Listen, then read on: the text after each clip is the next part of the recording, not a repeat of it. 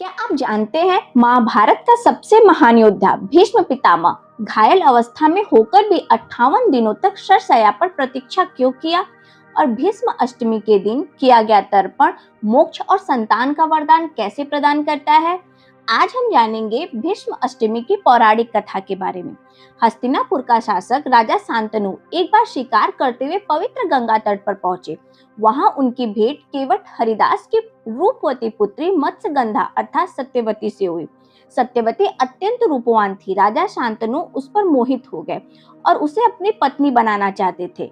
और जब राजा शांतनु ने केवट हरिदास से सत्यवती का हाथ मांगा, तब केवट हरिदास ने एक अत्यंत कठोर शर्त रख दी कि महाराज, मेरी पुत्री का पुत्र ही हस्तिनापुर का राजा बनेगा, तभी मैं सत्यवती का हाथ आपको सौंपूंगा।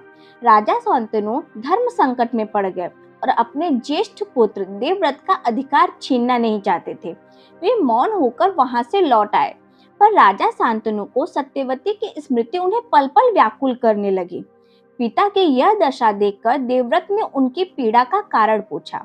तब वे सभी वृत्तांत जानकर स्वयं केवट हरिदास के पास पहुंचे और गंगा जल हाथ में लेकर प्रतिज्ञा की कि मैं आजीवन ब्रह्मचारी रहूंगा और राज्य का उत्तराधिकारी का दावा कभी नहीं करूंगा। अपने इस कठोर प्रतिज्ञा के कारण ही देवव्रत भीष्म कहलाए और आगे चलकर भीष्म पितामह कहलाए। राजा शांतनु पुत्र के त्याग से प्रसन्न होकर उन्हें वरदान दिया, हे पुत्र, तुम्हारी मृत्यु तुम्हारी इच्छा से होगी।